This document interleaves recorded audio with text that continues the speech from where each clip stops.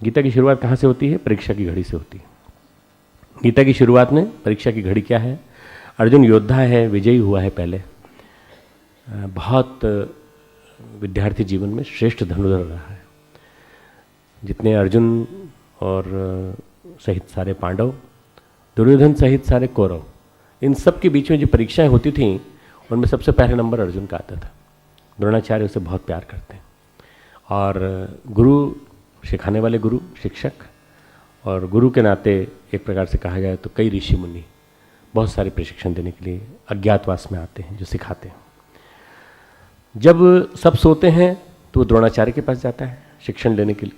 बाकी सब लोग सोते रहते हैं, द्रोणाचार्य के पास शिक्षण देता रहता है। ये अर्जुन की खूबी है।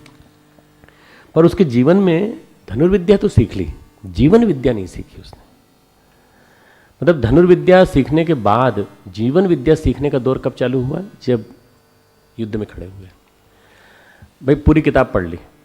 किसकी पढ़ ली? साइकोलॉजी की पढ़ ली, योग की पढ़ ली, हमने सारे टेक्स्ट बुक अच्छी तरह से रट डाली, कोई दिक्कत नहीं। एग्ज़ाम आ रहा है सामने, कोई परेशानी।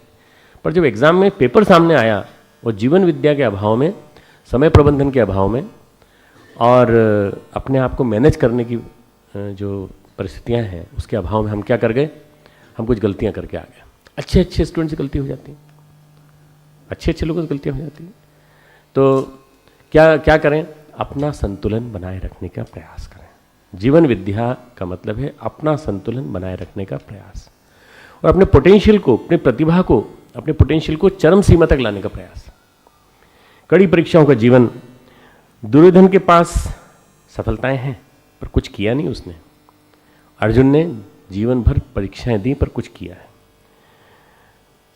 दुर्योधन ने क्या किया है? हम तुलना करते हैं अर्जुन वर्सेस दुर्योधन, अर्जुन वर्सेस कर्ण, अर्जुन वर्सेस भीष्म, अर्जुन वर्सेस द्रोण। ये सारे के सारे अपोजिट साइड में खड़े हुए लोग हैं। तो उस अपोजिट साइड में जो खड़े हैं उसमें दुर्योधन ने विरासत को भोगा है। विरासत में मिल गया उसको, तो धृतराष्ट्र का बेटा था और सारे के सारे लोग जो हैं इसी पे तुल गए कि नहीं, दुर्योधन को राज मिलना चाहिए, दुर्योधन को राज्य मिल गया। पांडवों ने तो कष्ट भोगा है। अगर तुम देखो तो पांडवों के जीवन में कष्ट ही कष्ट है। 12 साल यहाँ कष्ट, 12 साल बाहर अज्ञातवास में कष्ट। महाभारत का वन पर्व जो है पूरा का पूरा इसी से भरा हुआ है। निजी जीवन में दुर्योधन के कुछ भी नहीं है। जीवन मूल्यवान है इसका एहसास भी नहीं है। जब देखो तो शकुनी मामा के साथ पासे खेल रहे हैं, जब देखो तो शिकार पे जा रहे हैं। जंगल में गए तो जंगल में जाकर के वो लड़कियों को छेड़ के आ गया। दुर्योधन भी था, बाकी लोगों ने रोकने की कोशिश की, रोक नहीं पाए। कारण क्या था कि सारे के सारे वो लोग थे जो दुर्योधन के पैसे पे जीते थे। जो वैसा होता है ना अनीति करने वाला, वो पैसे भी बांटता रहता है। तो यक्ष और यक्षिणियाँ जो थीं वो विहार कर रही थी, उन्हीं के बीच में जाके उन्हीं को छेड़ने लगा। अब वो जब वो यक्षों को पता चला कि हमारी ही पत्नियों को, हमारी ही बच्चियों को इनको छेड़ रहा है, तो जाके उसको बंदी बना लिया। और वो ताकतवर थे, दुर्योधन बंदी हो गया और दुर्योधन को बांध दिया, कर्ण को ही बांध दिया। सारे के सारे दिव्य अस्त्र जो हैं फेल हो गए। क्यों? क्योंकि सारे के सारे अस्त्र जो हैं वो यक्षों के जो थे, नीतिवान थे, इसलिए उनके सफल रहे। और उन्होंने कहा अब इसको जलाएंगे, अब इसको जलाएंगे। पांडवों को पता चला करीब 5 किलोमीटर दूर, उस जमाने के हिसाब से मील बोल सकते हो, उस जमाने में किलोमीटर का था, 5 मील दूर पांडव लोग अज्ञातवास कर रहे थे। पांडव लोगों ने कहा, दुर्योधन के प्रति लोगों के मन में बैर ही था, चाहे वो अर्जुन हो चाहे भीम हो, दोनों के दोनों बोले ये अच्छा हुआ, ये बढ़िया हुआ। अब देखो अपन ने तो कुछ नहीं किया ना, ये इसका आरोप भी हम पे लगा देंगे कि हमने भेजा लोगों को, गलत काम किया ना, अच्छा हुआ। तो फिर धर्मराज बीच में बोल पड़े, ओम अरे भाई गलत बात है, ऐसा नहीं करना। युधिष्ठिर बोले नहीं, आखिर वो भी तो हमारे भाई हैं। बाहर जब हैं तो हम 105 हैं, हाँ जब घर की बात है तो वो 100 हैं अलग और हम 5 हैं।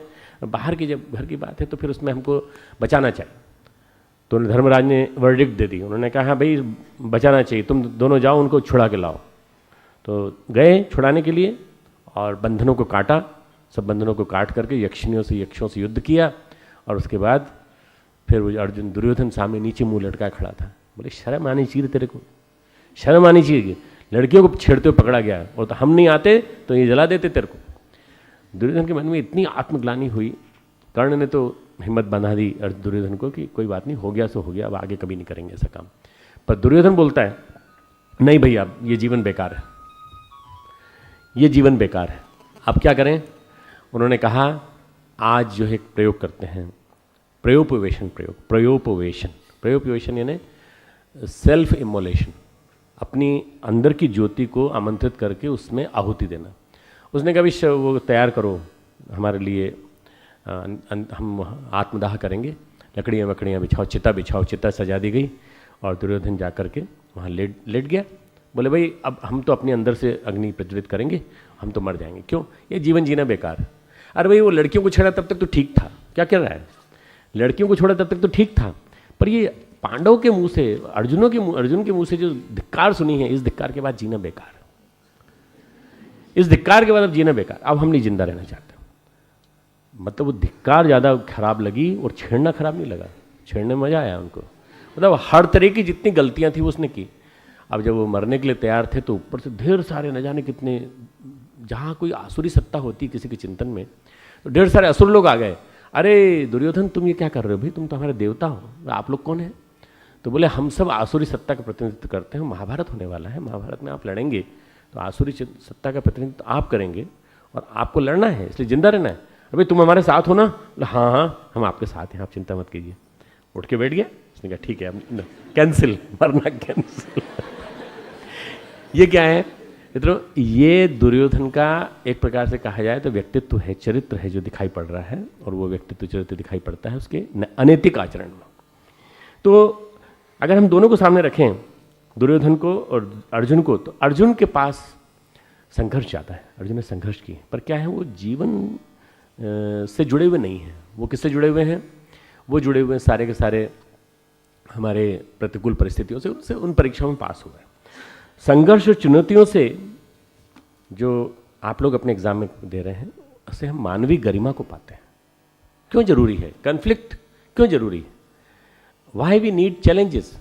Conflict and challenges are important in our day to day life. हमारे लिए रोजमर्रा के जीवन में बहुत जरूरी है। क्यों? इसी से हम मानवीय गरिमा को पाते हैं। हम मनुष्य हैं और हम जूझ सकते हैं इनसे, हमें जूझना आता है। अर्जुन की सबसे बड़ी चुनौती क्या है? युद्ध। सामने युद्ध है, उसने देवों को प्रसन्न किया है, उसने दिव्य अस्त्र प्राप्त किए हैं। आपको मालूम है कि दिव्य अस्त्र केवल 3 ही लोगों को मिले थे, एक भीष्म, एक द्रोण और एक अर्जुन। इन 3 के पास ही दिव्य अस्त्र थे। उस साइड में 2 लोग ऐसे हैं जिनके पास दिव्य अस्त्र हैं, इस साइड में अर्जुन है जिसके पास दिव्य अस्त्र हैं। परंतु वो असमंजस में क्या है? वो खड़ा है, अपने कुटुंबी जन भी खड़े हैं जिनके प्रति उसका सबसे ज़्यादा लगाव है। सारे भारत के सारे महारथी वहाँ खड़े हैं। वास्तव में महाभारत काल में कुछ ऐसी आंधी चली कि कोई भी आदमी तटस्थ नहीं रह पाया।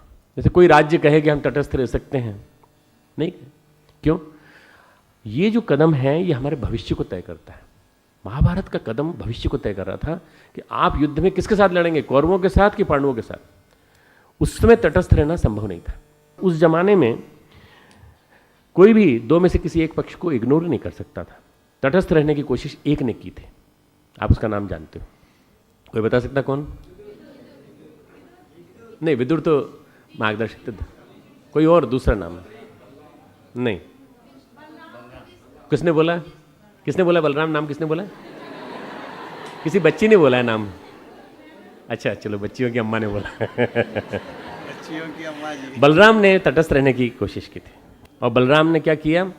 बलराम तीर्थ यात्रा पे चले गए, नाव में बैठे और घूमते रहे, इधर उधर घूमते रहे। कहाँ चले गए? नैमिषारण्य चले गए। और तटस्थ रहे तो और गलती कर दी। सूत शौनिक का संवाद चल रहा था तो सूत का वध कर दिया। अरे ये शूद्र कहाँ से वध कथा कहने लगा? सूत का वध कर दिया उन्होंने। ये कथा इतिहास में आती है कि इतिहास की चुनौती को स्वीकार न करने का परिणाम उनको एक मतलब सूत को ये कहा जाता है कि वो कथा कहते कहते ब्राह्मण हो गए थे। एक ब्रह्म हत्या का उनके ऊपर आरोप लगा। और अगर वो युद्ध में रहते तो हो सकता है कि कृष्ण का साथ देते, पांडवों का साथ देते। परंतु उनके मित्र कहाँ थे? दुर्योधन भी मित्र था उनका और भीम भी उनके मित्र थे।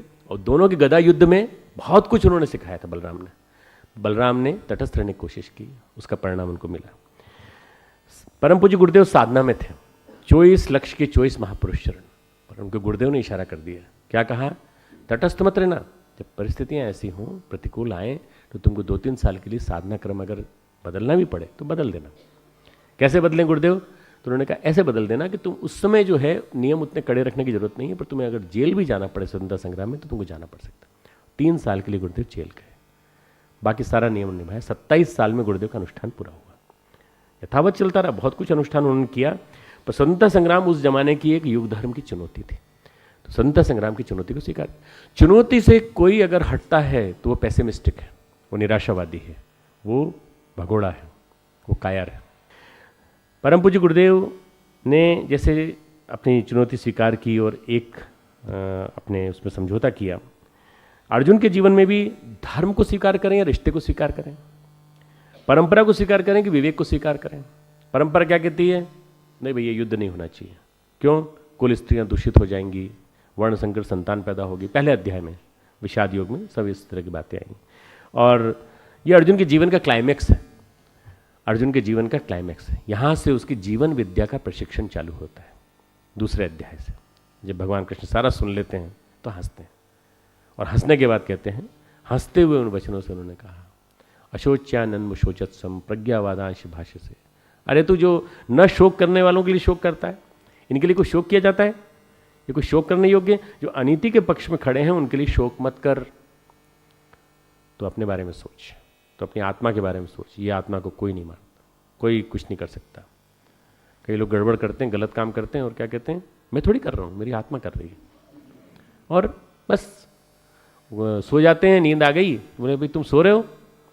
बोले नहीं नहीं मैं थोड़ी सो रहा हूँ, मेरी आत्मा सो रही है। आत्मा से अलग हो जाने का अनुभव बिल्कुल अलग है, देहातीत अनुभव जो है बिल्कुल ही अलग है। पर जब कोई ऐसा सोचता है तो फिर भगवान कह रहे हैं नहीं, बड़ी जद्दोजहद है अर्जुन के जीवन में। महान शक्तिशाली को भी जब भावनात्मक विक्षोभ होता है तब परीक्षा होती है। महान शक्तिशाली को भी, हमें भी कई बार होता है, चैलेंजेस हमारे सामने भी आते हैं, हमको खड़ा कर देते हैं कईयों की भीड़ के बीच में, बोलिए सर अब क्या बोलिए, विषय क्या है, फिर पर्चा ला के देते हैं, छपा हुआ पर्चा, इस पे विषय बोलिए। फिर दिमाग में भूमिका बनानी पड़ती है, खाका बनाना पड़ता है, सांचा बनाना पड़ता है, फिर बोलना पड़ता है। 45 मिनट नहीं, 1.5 घंटा, 1 घंटा 1.5 घंटे पूरा लेक्चर देना पड़ता है। ये क्या है? चुनौती। ये भी चुनौती। नहीं साहब लेक्चर देने में क्या है, आपको तो बहुत अच्छा लेक्चर देते हैं, कभी भी किसी भी विषय पे आप बोल सकते हैं। नहीं, वो भी एक चुनौती है। और वही नहीं, बल्कि जितनी भी समस्याएं शांति कुंज में तरह तरह की आती हैं, जितनी भी समस्याएं विश्वविद्यालय में तरह तरह की आती हैं, ये भी चुनौतियाँ हैं। इन चुनौतियों का सामना करना एक अपने आप में बहुत बड़ी परीक्षा है। किसी को भी चुनौती का सामना करना पड़ सकता है यदि हमारे पास 3 चीज़ें हों, भावनात्मक परिपक्वता, इमोशनल मैच्योरिटी, दूसरा एकाग्रता, कंसंट्रेशन, यदि हमारे पास है, और यदि निष्काम कर्म करने की हमारे पास शक्ति है। निष्काम कर्म हम जो कर रहे हैं, ठीक है, नंबर 1 नहीं आया तो नंबर 2 तो आ ही जाएंगे, नंबर 2 नहीं आया तो नंबर 3 तो आ जाएंगे। नहीं हम तो मैं तो I am fighting for gold medal, और गोल्ड मेडल नहीं मिला तो आसक्ति कहाँ से जुड़ी हुई है? गोल्ड मेडलिस्ट बनने से।